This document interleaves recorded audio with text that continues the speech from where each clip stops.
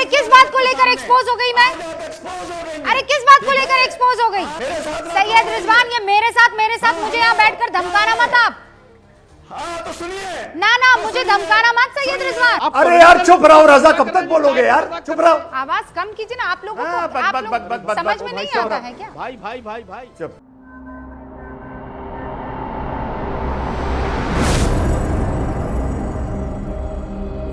Hello नमस्कार सत श्री अकाल अस्सलाम वालेकुम, कैसे हैं जनाब?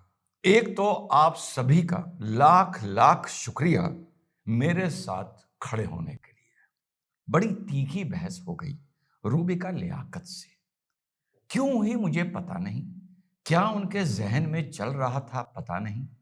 अपनी प्रस्तावना उन्होंने लगभग वो ही दी थी जो सत्य था, जो मुझे बोलना था, लेकिन पता नहीं क्यों उन्हें बहुत तकलीफ हो गई, बहुत चिढ़ गई, बहुत गुस्सा आ गया, क्रोध आ गया। तो पहले सुनते हैं कि उनकी प्रस्तावना क्या थी। उस प्रस्तावना में एक बहुत बड़ा राज छुपा है, जिस बात को पकड़ के मैंने अपनी बात उठाई, उसके बाद जब मैंने उठाई तो क्या उन्हें गुस्सा आया, कैसे आया, क्या तीखी बहस हुई, और उसके बाद आप लोगों को मैं आसान शब्दों में एक्सप्लेन करूंगा कि मेरा मतलब क्या था, जो उनको बाद में समझ आ गया, बिल्कुल समझ आ गया, और बिल्कुल उन्होंने चुप सुना। पहले सुनते हैं रूबिका लियाकत की प्रस्तावना क्या थी, उसके बाद जो मेरी तीखी बहस हुई वो मुख्य है, उस पर चर्चा करेंगे।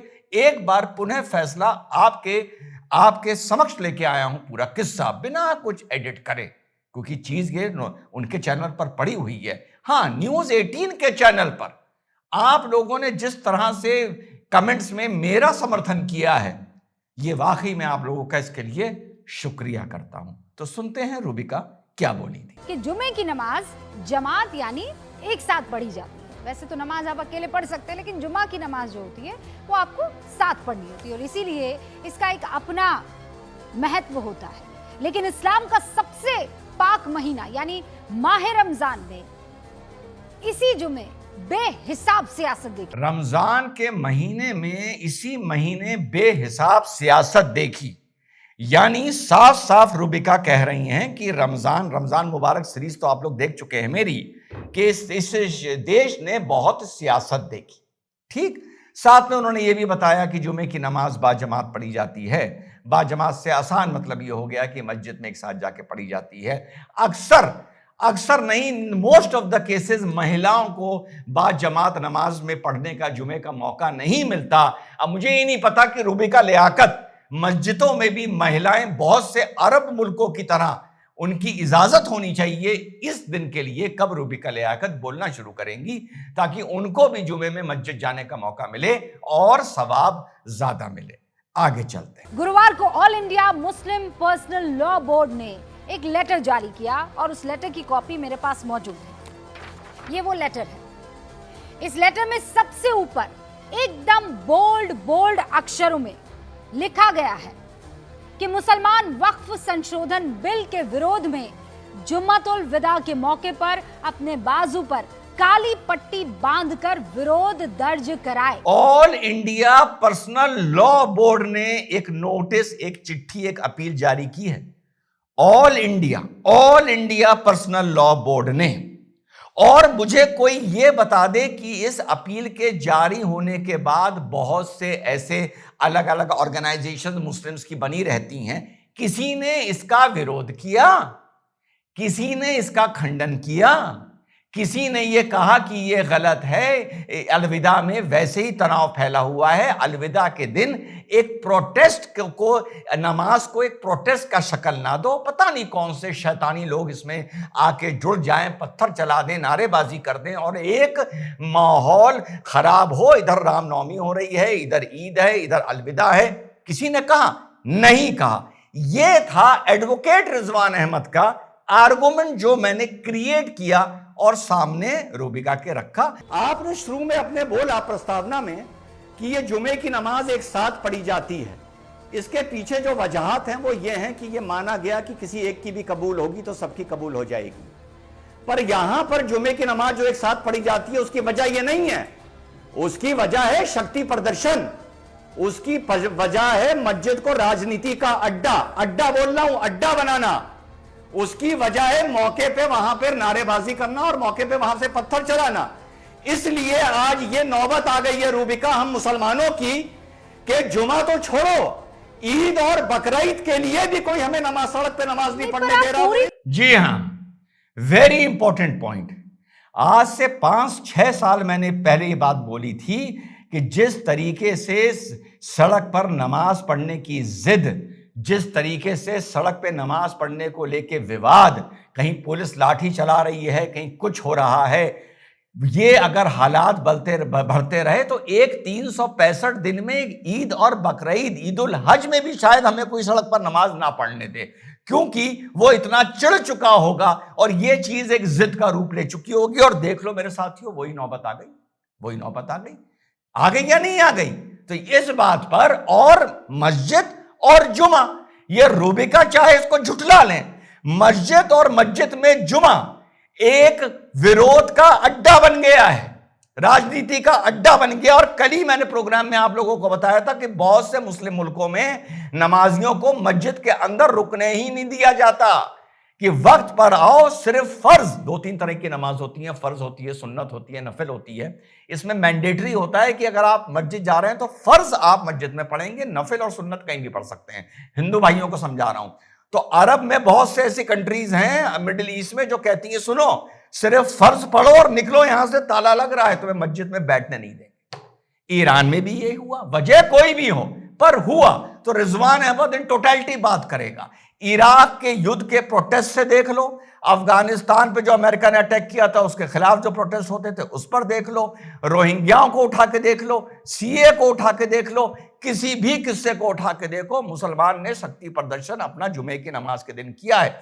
जंतर मंतर पर बिना जुमे के मुसलमानों को इकट्ठा करने गए थे तो बेटा 7,000 आदमी इकट्ठा कर पाए, all India Muslim personal law board, और सबने एड़ी चोटी का जोर लगा दिया। मैंने कल अपने वीडियो की प्रस्तावना में क्या बोला था साथियों, जब जंतर मंतर पर प्रोटेस्ट हुआ था, मैंने कहा था शुक्र है इतनी अकल तो आई कि सड़क नहीं रोकी। मैंने कहा था शुक्र है कि इतनी अकल तो आई।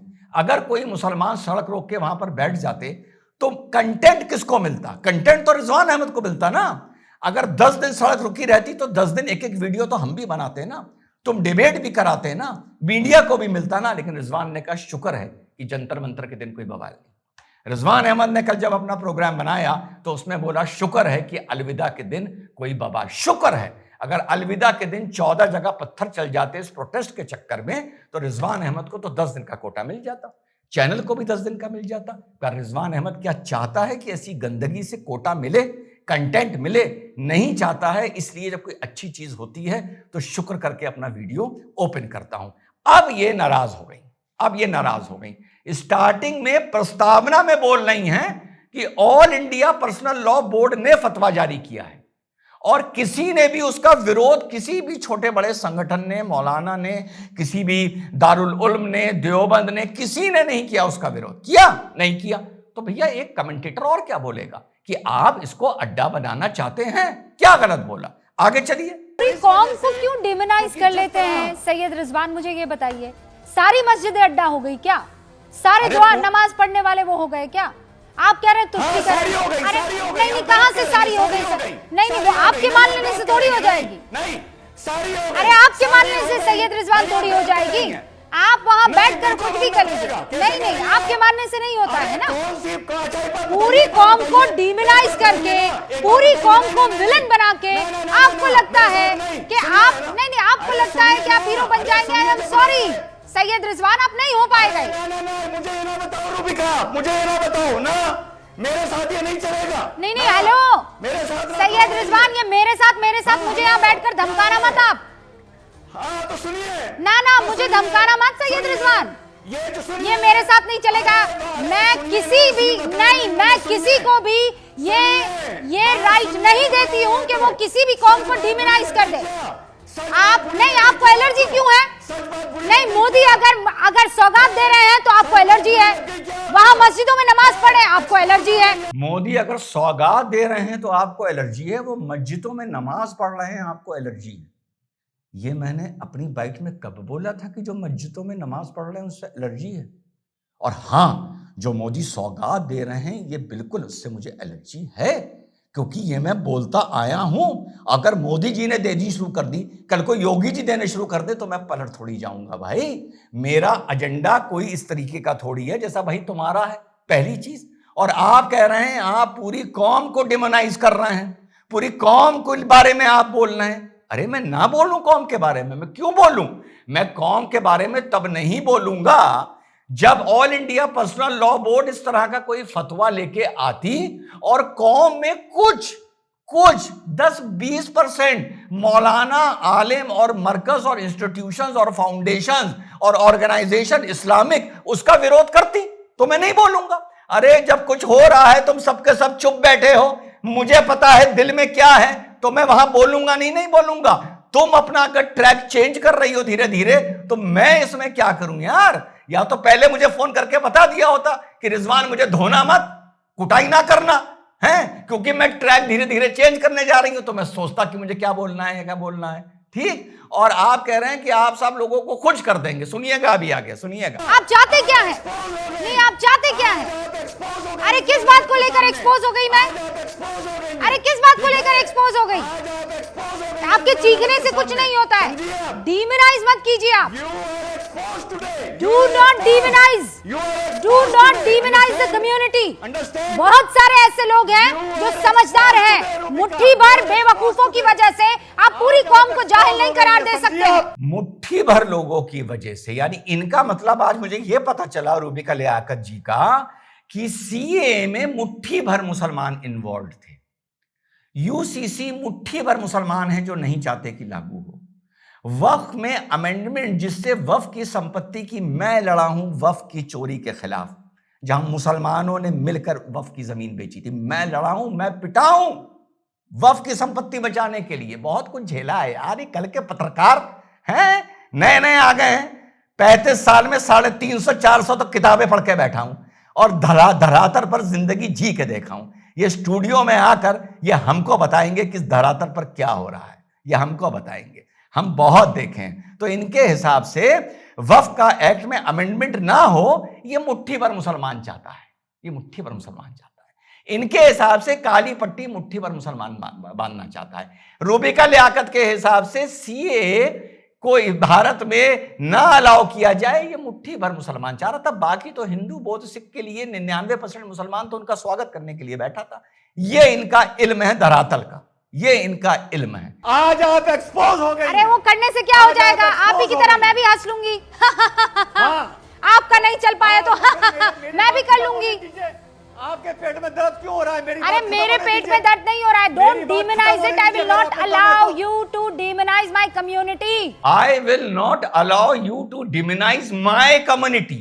माय कम्युनिटी यानी मैं तुम्हें, मेरी कम्युनिटी मुसलमानों, है ना, ये तो मैं मान सकता हूं कि कोई कहे I will not allow you to demonise my religion, कि कोई आदमी ये कहे कि भाई मेरी धर्म, मेरी आस्था, मेरे अकीदे को ना तुम आप कटघरे में लाके खड़ा करो, ये तो मान सकता हूं। लेकिन कम्युनिटी क्या? कम्युनिटी की गलतियां अगर हम नहीं बताएंगे, बैठ के बोलने से क्या हो जाता है कि हम पढ़े लिखे हैं। तुम्हारी बात में नजर आना चाहिए कि तुम रिफॉर्म चाहते हो। तो अगर हम बताएंगे तो भैया और कौन बताएगा? दूसरा बताएगा तो रिएक्शन होगा, चेंज तो विदिन से आएगा। My community. होली में अगर युवा बहुत से किस्से सामने आते हैं। होली में अगर युवा होली के नाम पर कुछ हुड़दंग या बदतमीजी करते हैं तो बहुत सारे हिंदू जो होली में विश्वास रखते हैं और होली खेलते हैं, उनके खिलाफ बोलने के लिए खड़े होते हैं। इसलिए होली के हुड़दंग को हम पूरी कम्युनिटी से, पूरे सनातन से नहीं जोड़ सकते, क्योंकि उन हुड़दंग करने वालों के खिलाफ बोलने के लिए उनसे 10 गुना लोग खड़े हो जाते हैं। तो जिस दिन हमारी कौम में गंदगी फैलाने वालों के खिलाफ 10 गुना नहीं 10% लोग भी खड़े हो जाएंगे तो रिजवान की तो समझो जिंदगी सफल हो गई। लेकिन आप कह रही हैं माय कम्युनिटी, आप मेरी कम्युनिटी को डिमोनाइज ना करिए। तो फिर अगर आप ये कह रही हैं तो फिर आप ये अभी इनका जवाब दिया मैंने वापस आके, जब इनके शो छोड़ के चला गया था, फिर मैंने कहा चलो ठीक है, मैंने निकाला, मैंने कहा छोड़ो चलो। तो उसके बाद फिर मेरे फोन आने लगे, आ जाइए आ जाइए आ जाइए। तो मैंने कहा देखो भैया पूरी बात बोलूंगा और बता देना, बीच में ना बोलें, है ना, बीच में ना बोलें। तो फिर जब मैंने इनको जवाब दिया तो इनके पास कोई अल्फाज रूबिका जी के पास नहीं थे। आगे चलिए। आप किसी लोग को बोला, आप कुछ लोगों को बोल दीजिए। नहीं, क्यों करूंगी मैं? सारी मस्जिदों को आप अड्डा बना देंगे और मैं बैठ के यहाँ सुनूंगी? बिल्कुल नहीं। ना किसी हिंदू की अपमान को मैं सुनूंगी, ना किसी मुसलमान के अपमान। अब इन्होंने जो बोला ना किसी हिंदू की सुनूंगी, ये इन्होंने रफू करने के लिए बोला है, रफू करने के लिए। आगे चलिए। नहीं सुनूंगी, सुनना नहीं सुनूंगी। फैक्ट है तो बताइए, फैक्ट है तो बताइए। पेंट फैक्ट ही तो बता रहा हूं यार, सुनो तो, फैक्ट ही तो बता रहा हूं भाई। तुम तो अपना वॉल्यूम अप करके अपने ब्राउनी पॉइंट लेने चाह रहे हो, क्योंकि जो तुम ट्रैक बदल रहे हो। अरे सुनो तो, वॉल्यूम तो नॉर्मल करो, अभी सुना दूंगा, सुना दिया लौट के आगे चलो। मत कीजिए। डर क्यों रही हैं आप? मैं डर नहीं रही हूं, फैक्ट बताइए। एक्सपोज हो गई। ये सब आपके पुराने चोचले मेरे साथ मत चलाइए। आज ये आपका पुराने नाटक चोचले मेरे एक्सपोज हो साथ गया। मत चलाइए। आपका नाटक एक्सपोज हो गया। सुनिए, चलो मेरे चलो साथ चलो ये चलो सब हो मत गया, कीजिए। चलो। बस यहां पर मैंने अपना वो निकाला, जैसे ही हम लोग निकालते हैं उनको पता चल जाता है कि आदमी छोड़ के जा रहा है, तो ये भी कहने लगी हाँ ठीक है जाइए जाइए जाइए। सुनिए आप चलिए चलिए, आप चलिए, हटिए यहाँ से। पूरी की पूरी कौम को डिमोनाइज करेंगे और देश में गड़बड़ी फैलाने के मतलब आप कहिए कि कुछ बेवकूफ है, कुछ कुछ कुछ कुछ आगे चलिए। कुछ जाहिल हैं। आप कहिए कि कुछ ऐसे लोग हैं जो इस पूरे देश में चाहते हैं कि मुसलमान कौम बरगला दी जाए, लेकिन यहाँ बैठ के सारी मस्जिदें अड्डा बन गई हैं और मैं सुन लूंगी। क्यों सुनूंगी मैं सर? हम जैसे मुसलमान बैठे हुए हैं यहाँ पर, समझदार मुसलमान बैठे हुए हैं।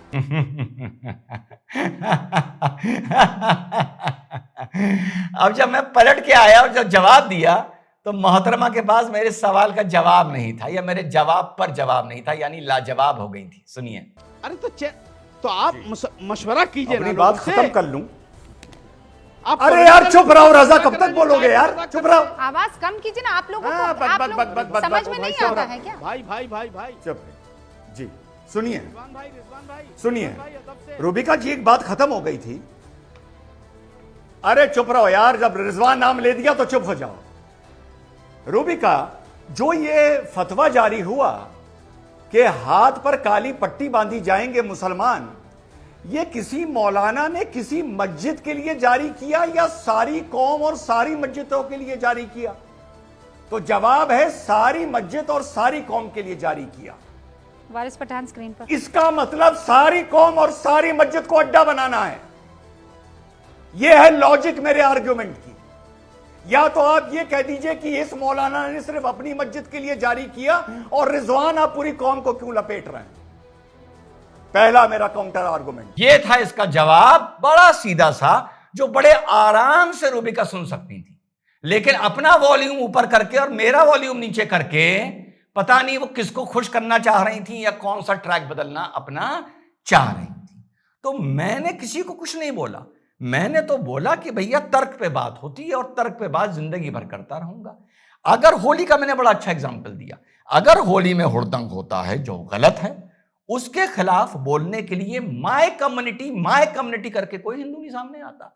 हिंदू कहता है कि तुम्हारी ऐसी की तैसी, तुम लोग होली को बदनाम कर रहे हो तुम लोगों के चक्कर में। और अगर हुड़दंग करने वाले 10% हैं, 10% भी नहीं होंगे पर मान लेता हूं 10% हैं, तो उनकी आलोचना करने वाले 90% हैं। इसलिए होली के हुड़दंग को किसी धर्म या आस्था से जोड़कर पूरी तरीके से नहीं देखा जाता।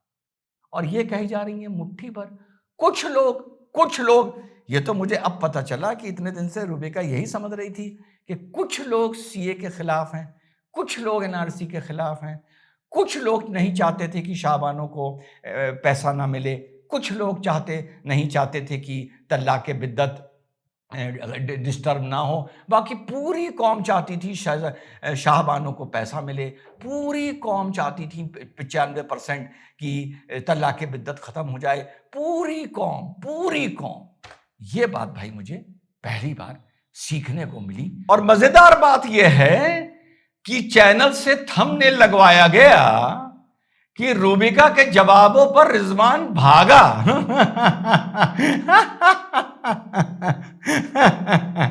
रिजवान भागा है, पलट के आके रिजवान ने बोलती बंद करवा दी, मुंह में दही जमवा दी। रिजवान भागता नहीं है, रिजवान पहले भागा ये साबित करके कि आप किस तरह से पाला बदल रही हो। और पाले की यहां हिंदू मुसलमान की बात नहीं है, सच और झूठ का पाला बदल रही हो, किस तरह सच के पाले से कूद के झूठ के पाले में आ रही हो। तो जब मेरा काम हो गया था, मैं छोड़ के चला गया था। उसके बाद जब फोन आए तो मैंने कहा चलो बच्ची कुची कसर चल के फिर पूरी कर देता हूं और बोलती बंद कर देता हूं, लाजवाब कर देता हूं। वो मैंने आगे कर दिया। जय हिंद, वंदे मातरम, खुदा हाफिज।